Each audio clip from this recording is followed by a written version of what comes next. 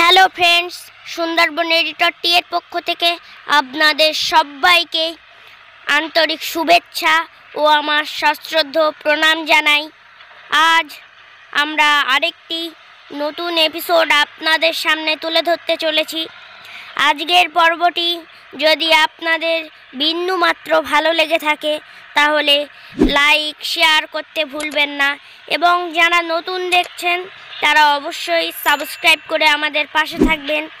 আজকের পর্বটি গ্রাম বাংলার নদীবাঁধ বিষয়ক। চলুন মূল পর্বে যাওয়া যাক। বিগত কয়েক মাস যাবৎ নদীবাঁধের এই স্থানে ক্রমান্বয়ে ফাটলের পরিধি বিস্তার লাভ করছিল। বর্তমানে তা ভয়ঙ্কর রূপ ধারণ করেছে। এখন অধিকাংশ নদীগুলির নব্যতা কমে আসছে, যার ফলে নদী তীরবর্তী এলাকার ভাঙনসহ বন্যার আশঙ্কাও বৃদ্ধি পেয়ে চলেছে। নদী সংলগ্ন বাস্তু এবং শালি জমি বছরের পর বছর নদীগর্ভে বিলীন হয়ে যাচ্ছে। চরগুলিতে বেড়ে ওঠা পুরানো বড় বড় গাছ সহ বিভিন্ন প্রজাতির বাদাবন ধ্বংস হয়ে যাচ্ছে। আমরা ইতিপূর্বে একটি ভিডিওতে উল্লেখ করেছিলাম, আগামী দিন কিছু মানুষের অশ্রুসিক্ত বোবা কান্না অপেক্ষা করছে। আমাদের সেই আশঙ্কা বাস্তবে পরিণত হল। যুদ্ধকালীন তৎপরতায় নদীবাঁধ মেরামতের জন্য দিন রাত এক করে জেসিবি ইঞ্জিনের সাহায্যে একাধিক কর্মী কাজ করে চলেছেন। তা নইলে ভরা কোটালে বিস্তীর্ণ এলাকা লোনা জলে নিমজ্জিত হতে পারে।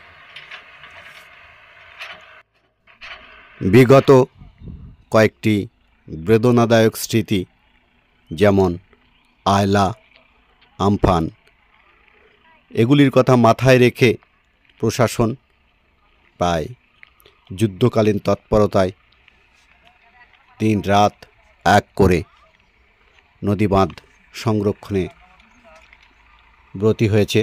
এখন জেসিবি যন্ত্রের সাময়িক পরিচর্যা পর্ব চলছে। দীর্ঘক্ষণ একটানা ক্রমান্বয়ে কার্যের ফলে যন্ত্রের কিছুটা পরিচর্যা একান্ত অবশ্যম্ভাবী হয়ে পড়ে। তারই ফলশ্রুতিতে কর্মীগণ শুশ্রূষায় নিমগ্ন। যন্ত্রটির যন্ত্রাংশগুলি সঠিকভাবে মুভমেন্ট করানোর জন্য গ্রিস জাতীয় পিচ্ছিল পদার্থ একান্ত অপরিহার্য। এখন তারই প্রক্রিয়া চলছে। ওনাদের নিরলস শ্রমকে আমরা স্যালুট জানাই।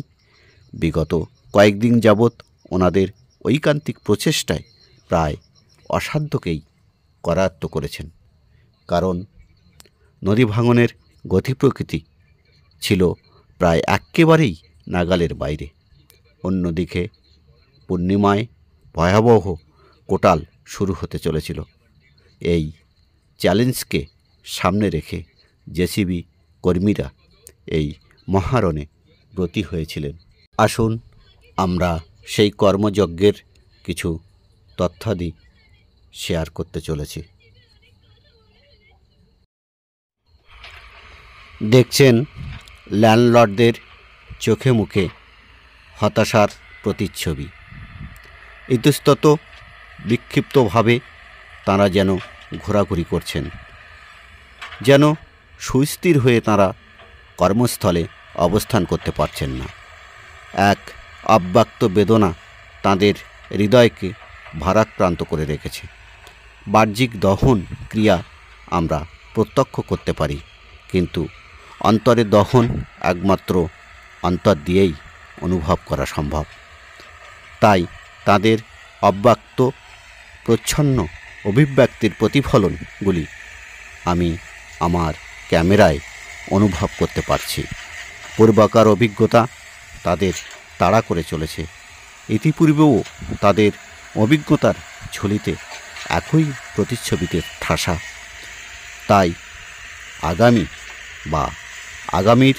আগামীতে আরও কি অপেক্ষা করছে তারই প্রশ্নচিহ্ন তাদের চলনে, বলনে, মননে, চিন্তনে।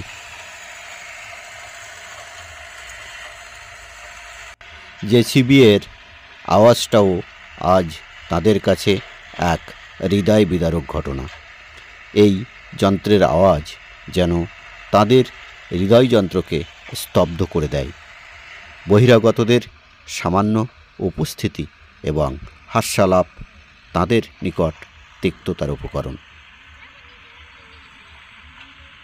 এখন হাইটাইড চলছে, তাই ভাঙনের পরিস্থিতি শান্ত এবং বিপদমুক্ত মনে হচ্ছে।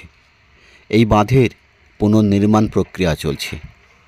পূর্বকার বাঁধ সংলগ্ন স্থলভাগে দারিদ্র্যসীমার নিচে বসবাসকারী একাধিক পরিবারের ছিল একসময় নিরাপদ আশ্রয়। তারই ভগ্নাবশেষ এখনও বিক্ষিপ্তভাবে আজও বিদ্যমান।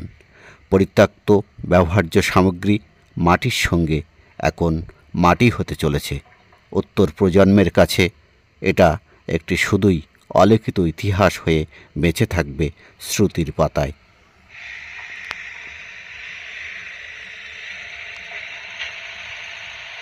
শ্রোতা তথা দর্শক বন্ধুদের জ্ঞাতার্থে জানাই, এই যে কর্মকাণ্ড চলছে এটিও স্থায়ী সমাধান সূত্র বলে পরিগণিত নাও হতে পারে। কারণ এখানে নদীতে দ্বিমুখী ক্ষয়কার্য অব্যাহত, যার ফলে দ্রুত ভাঙন ক্রিয়া সংগঠিত হয়ে চলেছে। ভাঙন রোধে যে বাঁশ নির্মিত খাঁচা ব্যবহৃত হয়েছে তা এক কথায় অপ্রতুল। পর্যাপ্ত পরিমাণে প্রতিরোধ না গড়ে তুললে এ হেন দ্বিমুখী ভাঙন ক্রিয়া নিয়ন্ত্রণে আনা কার্যত অসম্ভব। আর তারই প্রত্যাশিত ফলাফল নেমে আসবে এলাকাবাসীদের ভাগ্যাকাশে, যার অবশ্যম্ভাবী পরিণতিতে কেউ বা হবেন গ্রামান্তর, কেউ বা দেশান্তর, আবার কেউ বা হবেন দেহান্তর। এহেন সর্বহারাদের ইতিবৃত্ত থাকে না কোনো ইতিহাসের পাতায়, থাকে শুধু সর্বহারাদের দীর্ঘশ্বাসে।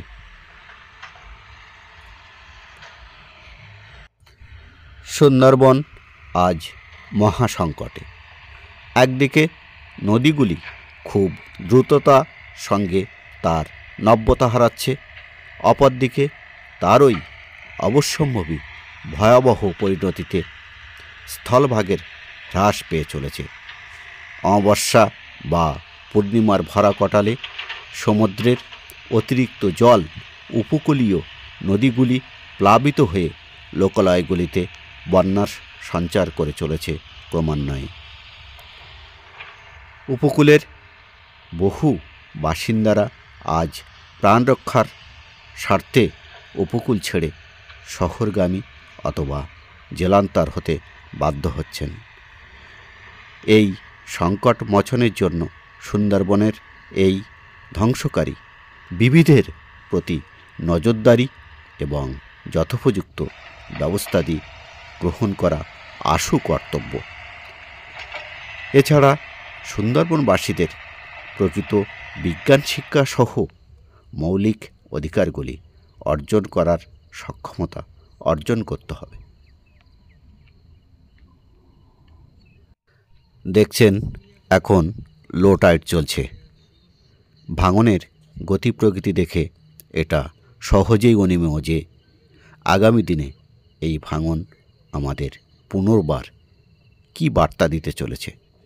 সুন্দরবন এডিটরটি আপনাদের জ্ঞাতার্থে ইতিপূর্বে একাধিকবার এহেন মহাসংকটের বার্তা মহাতরঙ্গের মাধ্যমে আপনাদের নিকটে প্রেরণ করেছে। দয়া প্রকাশে আমাদের বার্তাদি আপনারা একটু হৃদয় লোকে উপলব্ধি করবেন, তাহলে আমরা পাব আমাদের শ্রমের সঠিক সার্থকতা। আপনাদের প্রেরণাই আমাদের একমাত্র পাথেয়। এই প্রেরণা থেকে আমরা যেন বঞ্চিত না হই।